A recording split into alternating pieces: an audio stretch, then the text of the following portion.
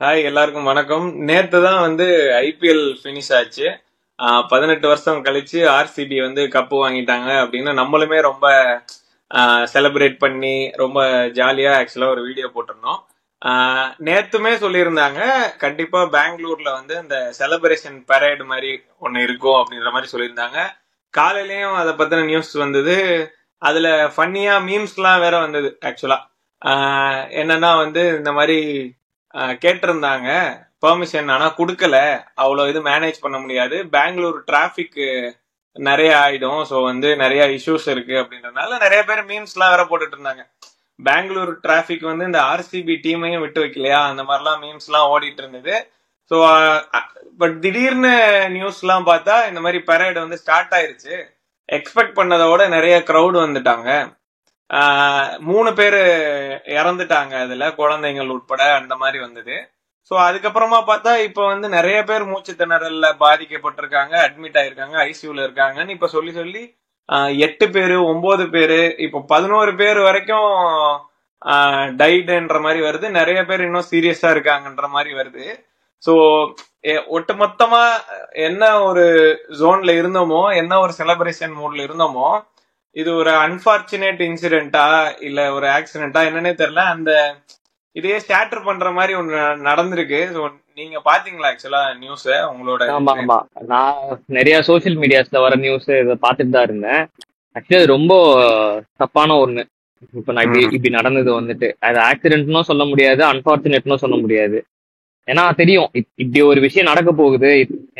ஆர்சிபியோட fans அங்க அவ்வளவு பெரிய டிமாண்ட் இருக்கு அப்படின்றது தெரியும். ஸோ க்ரௌட் கேதரிங் அதிகமா இருக்கும் அப்படின்னு அவங்களுக்கு தெரிஞ்சிருக்கும். பட் ஆனா இந்த அளவுக்கு இது எப்படி சொல்றது, இது கவனக்குறைவா எப்படின்றது தெரியல. பட் இருந்தாலுமே ஒரு 10 பேர் 11 பேர் இந்த மாதிரி விஷயத்துல இறக்குறதுன்றதெல்லாம் ரொம்ப ரொம்ப கஷ்டமான ஒரு விஷயம். இல்ல அதான், அது நம்ம அது குழந்தைங்க ஃபேமிலி, அது ரெண்டு விஷயம். நான் இது இப்பதான் ஃபர்ஸ்ட் டைம் நடக்குதான்னு கேட்டா கிடையாது. இந்தியா ஃபுல்லா நிறைய இந்த மாதிரி நடந்திருக்கு. ஓகேவா? நம்மளோட இந்த சென்னை பீச்ல ஒரு இந்த ஏர்போர்ஸ்ல இருந்து ஒரு ஷோ மாதிரி ஒண்ணு நடத்துனாங்க.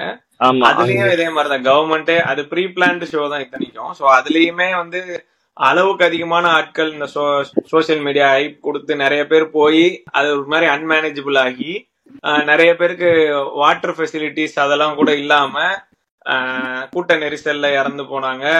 சோ இது ஒரு ஒரு என்டர்டைன்மெண்ட்டுக்காக ஒண்ணு பண்ண போய் அதோட விளைவுகள் இவ்வளவு தூரம் போகும்போது, இதே மாதிரி புஷ்பா 2ஓட அந்த ஃபர்ஸ்ட் டே ஃபர்ஸ்ட் ஷோவா ப்ரிவியூ ஷோக்கோ அவர் போயிருந்திருக்கும் போது கூட இதே மாதிரி ஒரு ஃபேமிலி அதுல கூட்ட நெரிசல்ல மாட்டி இறந்தாங்க.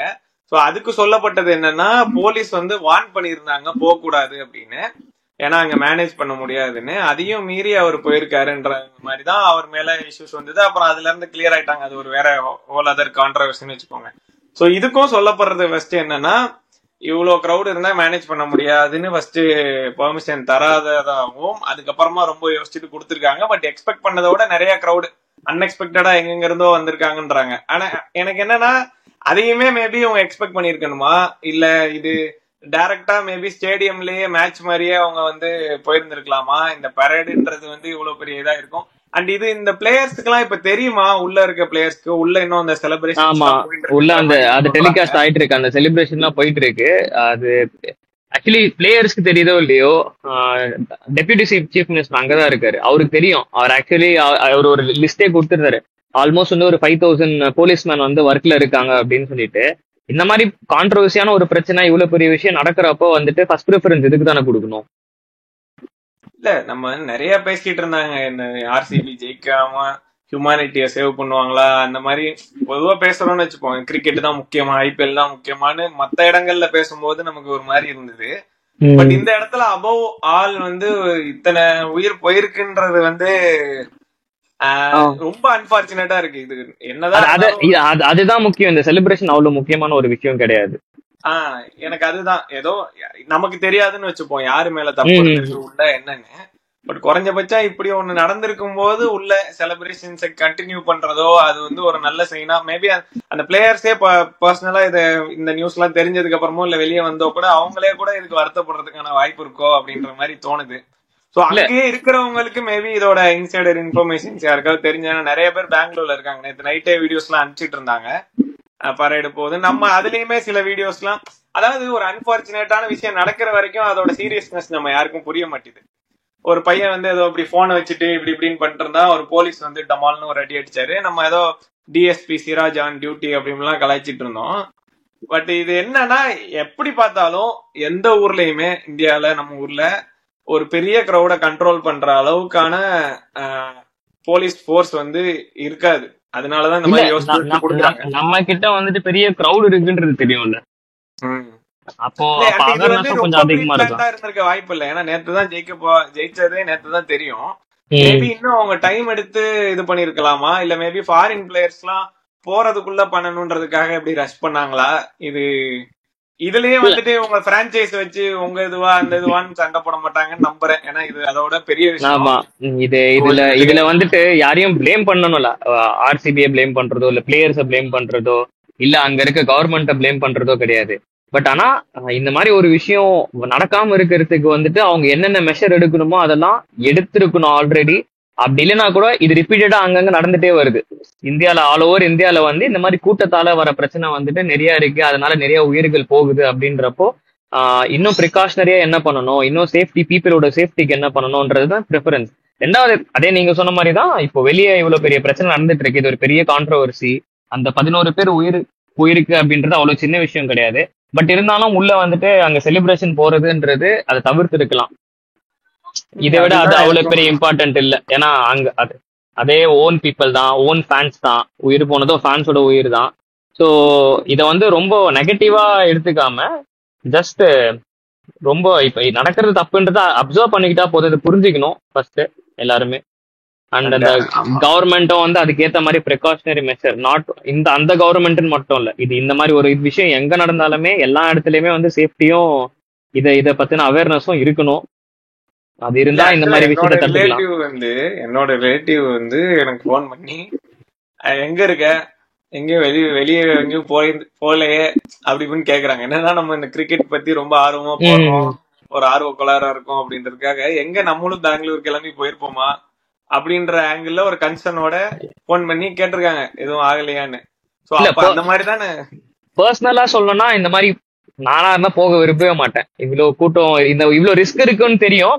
எனக்கு என்னதான் கிரேஸ் இருக்கு, நான் ஓகே ஒரு ஆர்சிபி ஃபேனா இருக்கேன், எனக்கு ரொம்ப ஆர்சிபி பிடிக்கும், அப்படி இருந்தாலுமே கூட நான் இது ப்ரிஃபரே பண்ண மாட்டேன் போறது. பிகாஸ் என்னுடைய ஒர்க் வந்து நேத்தே முடிஞ்சிருச்சு. நான் மேட்ச் பார்த்தேன், என்ஜாய் பண்ணிட்டேன், நான் எதை பார்க்கணுமோ அதை நான் பார்த்துட்டேன். இதுக்கு மேல நான் அங்க போய் அவ்வளவு கஷ்டப்பட்டு அதை பார்க்கணுன்ற அவசியம் எனக்கு கிடையாது.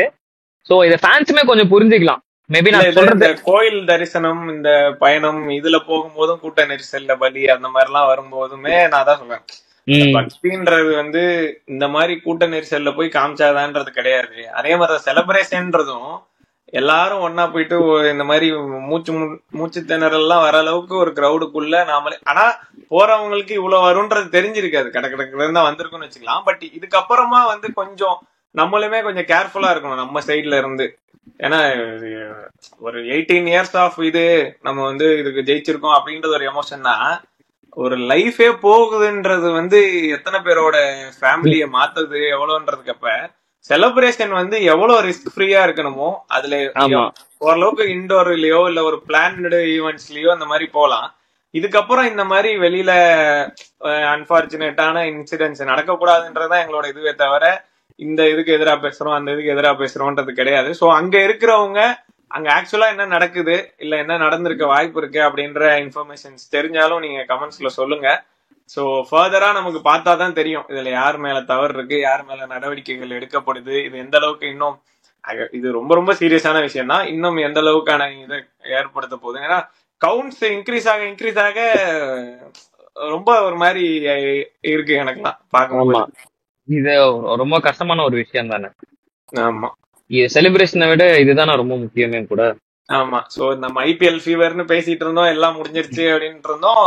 இமீடியட்டா அப்படியே தூக்கி வாரி போட்ட மாதிரி இந்த நியூஸ் அதெல்லாம் பார்க்கும்போது ரொம்ப இதா இருக்கு. அண்ட் அதை டெலிகாஸ்ட் பண்ணிட்டு இருக்காங்க. இந்த சைடு நியூஸ்ல இது டெலிகாஸ்ட் ஆயிட்டு இருக்கு, இந்த சைடு உள்ள நடக்கிற ஈவெண்ட்ஸ் செலிப்ரேஷன்ஸ் அப்படின்றது பிளான் பண்ண மாதிரி ஆயிட்டு இருக்குன்றதெல்லாம் வந்து தெரியல என்ன அது அப்படின்னு புரியல. அதுக்கான எக்ஸ்பிளனேஷன் எப்படியும் கொடுப்பாங்க, ஏன் இந்த மாதிரி நடந்துச்சு, ஸ்டில் ஏன் வந்துட்டு அவங்க அந்த செலிப்ரேஷனை வந்து கட் பண்ணாம கண்டினியூ பண்ணாங்க.